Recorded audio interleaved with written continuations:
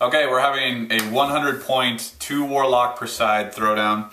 This is our table. We've set up sort of deserty themed. We've got difficult terrain here. This is actually a woods, but we just removed the pesky trees. And that's difficult terrain. Are we calling that difficult terrain? It's a forest, so it has difficult terrain. Alright. Crater, we're not considering that shallow water, it's just a puddle, but the crater is cover. This is cover, not difficult terrain. Cover, not difficult terrain.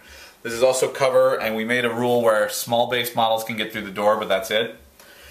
Kind of the same thing over here with this piece. Small base models can move through there only.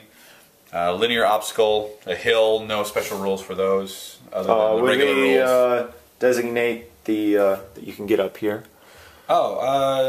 I would see why not. Sure, why not? Okay. Okay. So you'll just have to take your vertical movement speed to get up there. And then no other special rules for the board or anything like that. The board edges are these delineated by these little jewels here and here. So we're playing on a 4-foot board, even though the table is wider.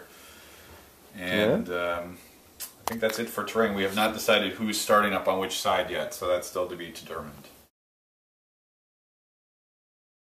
We have deployed. Paul won the dice roll, so he had me set up first, and I'm going to go first. I've got Vale's battle group over here with the Typhon, Seraph, and Ravagore, and some lessers behind. Let's see, in the center we've got Swordsman with a UA, Striders advanced deployed in the front. Coming over here we have Saren's battle group with the Ravagore, the Scythian, the Carnivian, and another Seraph. Then we have Anissa Raval and the Raptors over here, a full unit of Raptors on the flank. And that's it for the Legion deployment, so I'll be taking first turn. Okay. I set up for Trollbloods second, and this is my deployment.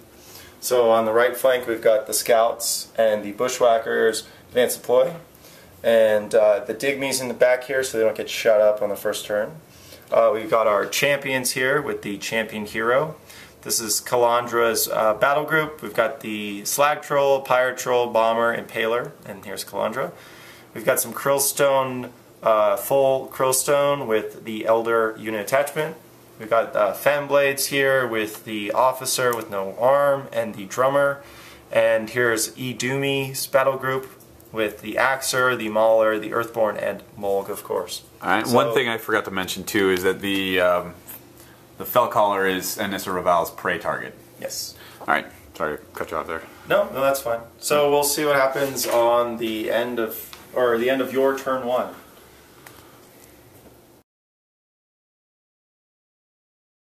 Alright, so top of turn 1, everything advanced.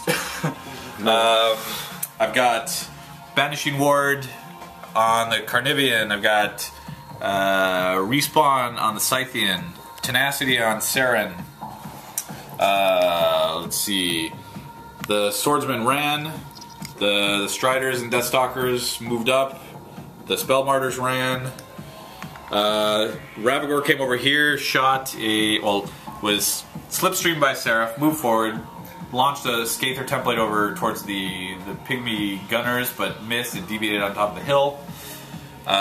Chiller on the Rake, Leash on the Typhon, Tenacity on Vale, and everything else moved up, and that is that. So let's see on the top of turn 1 for the Trollbloods. Yep. So here we are with the end of my turn 1, and so here we have the Idumi's battle group. So Mulg obtained Rush from the Axer, and he ran up with, he got the Wild Aggression upkeep spell. The Mauler, he walked up. The Earthborn got Refuge upkeep spell from Idumi, and he got riled up and ran. And then the Axer cast Rush, and he ran up. Fenblades ran up, kind of take a strategic ranking and file. The officers in the back here with Idumi. Then we have the Fellcaller, he just decided to run up. The Krillstone they obtained 4 Fury from either caster, and they popped their Krillstone, and they got their Protective Aura with the continuous effect because the Elder's in there. The Bomber, he moved up, he threw some bombs which deviated this direction for nothing, and then he was given the Pirate Troll's Flaming Fist, which makes him immune to fire. These two are in base to base, even though the models can't have that. And he was able to get the girded aura from Calandra. The Impaler moved up, cast Far Strike on the Bomber. These guys made a ranged, or combined ranged attack against the Ravagore, doing 3 points of damage. So, not too bad. First blood. Then the Scouts, they actually charged up, and they were able to do an assault, failed charge against this guy and this guy, not doing any damage, and these guys ran. The Champions, I need to run. They will run after the videotape is done, so they'll probably end up over here because I need to finish my turn. Okay. And and you lost a pig too. Oh, I lost a pig to a Pirate Troll. He scattered back and was able to take out the pygmy bushwhacker without a tough roll. Hopefully a sign of good things to come for Legion at any rate. So we'll see what happens on the beginning or the end of Andy's turn 2. Alright, so this was the top of turn 2, not quite as successful as I was hoping for. Basically everything moved up, starting on the right, the Raptors moved up, put a couple of shots on Mulg for a few damage, maybe 3 or so, 4. Anissa moved up, she also dinged him for like 1, didn't do much. Saren's battle group then moved up, they ran forward and she popped her feet. Let's see, what else over here? The Strider Deathstalkers, between the two of them, shot one Fenblade who got his tough roll. The other one rolled Snake Eyes and whiffed, so it didn't kill anybody. It was terrible. The Shredder then moved up and Saren did a Blight Shroud, so hopefully it'll prevent him from advancing a little bit. Over here, the Striders moved up, shot up the Pygmies over here, and then used their 3-inch move to kind of spread out a little bit, and also kind of get out of the way of the rest of Vale's battle group so they can advance. Jumping back over here a little bit, the Swordsman, one guy had a charge range, or a charge direct line of sight to this one Fenblade, so he ran in and then whiffed. All the other Swordsmen moved, ran forward to get out from behind the building and cover here because they don't have Pathfinder. Over here, Vale's battle group didn't shoot a whole lot better. Typhon rolled 2 pairs of Snake Eyes on attacks. Let's see, Seraph moved up, and with a boosted shot on this guy over here, rolled 3 1s. Let's see, I did take out some of the Trollkin Scouts, took out some more of the pigs. Let's see, Ravagore moved up, shot at the Krillstone Bear, but it deviated over there ineffectually. And that was really about it for my turn. So we'll see how the bottom of turn 2 goes. The end of turn 2, and so it was a big mess of battle. So we'll start over here in the forest. The Scouts came over. One went over and charged this guy. There's a little Strider there. This guy was knocked down, so he made a move over there to screen those guys. He took an axe once this guy was dead. He took an axe and he tried to hit a Strider over there. Failed. So that's what happened in the forest. Then we had the Digmies, or the Burrowers, popped up here.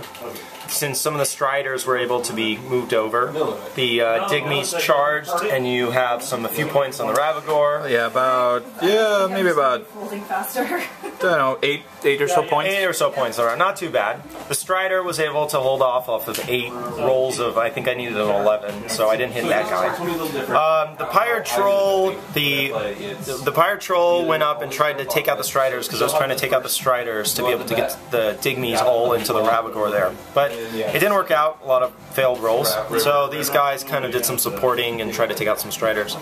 Calandra finally was able to put enough fury on the Volt to be able to make the Strider not stealth, so that she was able to befuddle the Strider over there, which basically didn't, was screening the Ravagore. A lot of stuff going on. The Bomber was able to hit the Fenblade. The Fenblade, and the Fenblade was knocked down, and he killed every single swordsman in there. And a Strider too. And a Strider. So he took that out, and the insult to roll. Yeah, insult to injury. The Fenblade passed the tough roll. The Fenblades moved up. These 3 were able to stay out of the Blight, but then attack and kill the Shredder. Rest of the Fenblades moved up.